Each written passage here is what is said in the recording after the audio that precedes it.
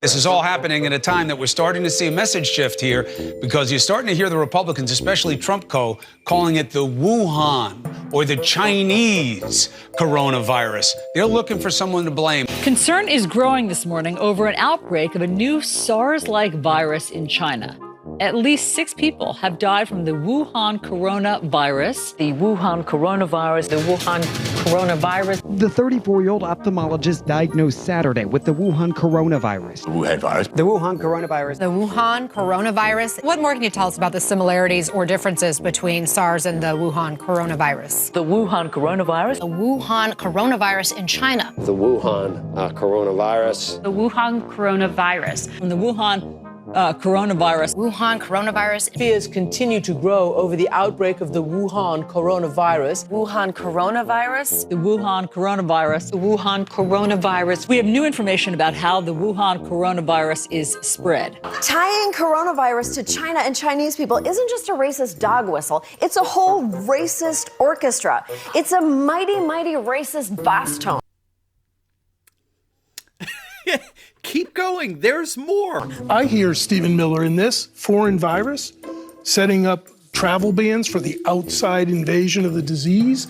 That's not the way. The Chinese coronavirus that they've been that's calling not the first U.S. case of Chinese coronavirus. The Chinese coronavirus. This is coming as the Chinese coronavirus. China's coronavirus outbreak. China's coronavirus. Outbreak anxiety. The death toll nearly doubles in China's coronavirus outbreak. China's coronavirus. Just how bad is China's coronavirus crisis? China's coronavirus outbreak. China's coronavirus outbreak. China's coronavirus outbreak. China's coronavirus. China's coronavirus. China's coronavirus. China's coronavirus. Concerns about the China coronavirus. It's going to come across to a lot of Americans as smacking of xenophobia, to use that kind of term. If there was ever any doubt that we are dealing with nothing more than a bunch of left-wing activists disguised as journalists, there you are. Gigantic thank you to the Media Research Center for putting that glorious and very revealing montage together. This is what makes the alternative media so worth it today, gang, right? This is precisely why we are here, to hold the mainstream Marxist media accountable for substituting their blatant left-wing liberal globalist sentiments as reported reality, right? That's why we and the alternative media exist. And in that vein, without further ado, make sure to download your free ebook, your fake news antidote, we're calling it, by clicking on that link below. You're going to love the myriad of resources listed out and hyperlinked, so you never, ever have to deal with the mainstream Marxist media again. We've had over 10,000 downloaded absolutely free, and I've gotten a lot of great feedback on it, so make sure that you click on that link down below and get yours today. And before we get into the total and complete hypocrisy of the racist mainstream Marxist media over this whole, in their words, the China Wuhan coronavirus. You can't say it. No, it's racist. Make sure to head over to my special website for My Patriot Food Supply, with all the quarantines being enforced already, with the quarantines that are most likely to come, and with all the pictures of those empty shelves that we're seeing as a result of the coronavirus. Yes, the China Wuhan coronavirus, in the words of the mainstream media. It's such a relief to know that we have such good friends over at My Patriot Food Supply. Gang, they are simply the best, and they've been with us these last 3 months. And there's frankly never been a better time to stock up on an emergency food supply. And no one makes that more ridiculously easy and affordable as My Patriot Supply. My Patriot Supply food kits last up to 25 years in storage. They include breakfast, lunches, and dinners. And if you act now, they'll even give you a 40% discount on a 2-week emergency food kit when you go to my special website by clicking on that link below. So if you're still looking to stock up on food and supplies, then take action today by clicking on that link below and save 40% off with your 2-week emergency food kit.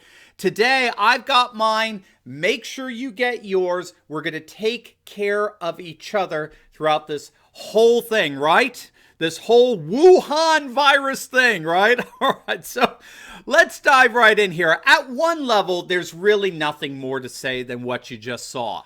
Is there? I mean, the so-called mainstream media are the epitome of hypocrisy. They put the hip in hypocrisy. They are hypocrites because they are a monolithic corporatist globalist outlet that shills for all things left-wing, all things liberal, all things globalist. There is nothing imaginable that is so far left that they will not champion it on at least some level, okay?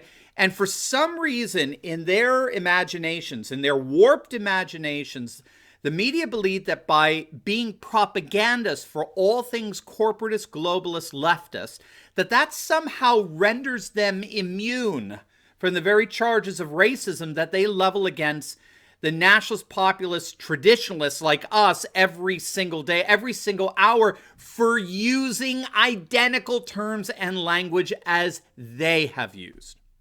They are hypocrites. They think they're allowed to use words and terms that make everyone else to be racist and xenophobes simply because they're enlightened leftists. So at one level, there's really nothing more to say about it than that. The mainstream media has no credibility. The Marxist media have no integrity. When they excoriate President Trump in those press conferences for his use of the term China virus, right? The Chinese virus. Do they say, well, Mr. President, we've used those terms too, and we're rethinking whether that's helpful or not, or whether that's constructive. Perhaps both of us, we need to reconsider the use of those terms together. What do you think, Mr. President? I mean, I can't even say that without just is that what these shills for all things left-wing ask? No, these shameless leftist activists disguised as journalists have the gall to accuse President Trump and the rest of us by extension of racism for using the very language that they use. Heal thyself, physician. But something else is going on quite deeper that I think you're going to absolutely love because it's very, very ironic. It's an astounding case of ironic justice, I might say. And this involves the myriad of ways the charges of racism are actually destroying those who are making the charges. Now, let me develop that a little bit for you. I think you're going to like this. Now, no scholar, I think, is more on the front lines of this issue, the issue of race and racism, than the University of London professor Eric Kaufmann. Now, I've referenced his work on a number of occasions on this channel. I've cited him in a number of my books, particularly his work on demographics, where Kaufmann sees conservative religionists as slowly but very surely taking over the world. Those are his words, by the way. Conservative religionists, most particularly Christians, are on course of taking over the world. No, not Islamists, not Muslims, who are by and large actually going through a bit of a demographic decline at the moment. So stop telling me, yeah, we know conservative religions are going to take over. It's Muslims who are taking it. No, Christianity is far and away the largest religion on the planet and will be so as far as the eye can see. Conservative Christians, particularly conservative religious in general, are on course to take over the world by virtue of the fact, frankly, that they're having children while secular globalists aren't. The demographic discrepancy is enormous. But Kaufmann's also done extensive work in the area of race and racial demographics and what actually constitutes racism and racist attitudes. You see, that's the rub, isn't it? As that montage of hypocrisy demonstrates, it's very difficult to actually define what precisely is racism. You see, the Marxist media tends to operate with a very particular definition of racism derived from what's called critical race theory. It's more widely known actually as emancipatory politics, and it's uniquely characterized by what's called the power plus prejudice definition of racism. This is the notion that non-white people cannot possibly be racist by definition, since you need political power to be a racist, and only white people in America ultimately hold political power. So that's the power plus prejudice definition of racism. So the more extreme view of this is that white people are by definition racist because all white people benefit from their racist hold on political power and privilege, right? So this is the notion of racism that Jordan Peterson has been such a notable critic of late. So non-white people cannot possibly be racist since they're devoid of the political power necessary to be racist. All right. Now, again, at one level, we can simply ask, is this really the only way of defining racism? Or is this merely one view of racism that nevertheless has managed to position itself as having the loudest soundboard among the mainstream media, right? So what precisely is racism? And what is a racist? And to me, this is where Eric Kaufman's work shines, particularly in terms of his big picture, his aerial view with this issue. So I recommend his book, White Shift, because there he looks at all the various schools of thought regarding what is actually racism. And he comes to what I think is a very sober and responsible and just frankly non-political sort of objective conception of racism that involves variations on basically racially superior attitudes. So that can mean biological racism in terms of the notion that one race is somehow biologically superior to another. It can involve political racism, where one group is legally marginalized by virtue of solely because of their race. Social racism, where a person who's not particularly racist nevertheless intentionally seeks to benefit and profit from the policies of political or legal racism. There could be combinations of all of those. So racism here fundamentally, from this definition, involves hierarchical conceptions of race, where certain groups are deliberately displaced biologically, politically, or socially. They're deliberately placed or displaced into a lower strata as inferior to other race or races. Here's the huge problem for the mainstream media. Our political class today, being fully committed to globalist norms, has chosen to adopt the paradigm plus prejudice definition of racism. Not Kaufman's, but the paradigm plus prejudice. And so our mainstream media, being the telecommunicative extension of our political class, they peddle in this highly globalist, Marxist, left-wing conception of racism.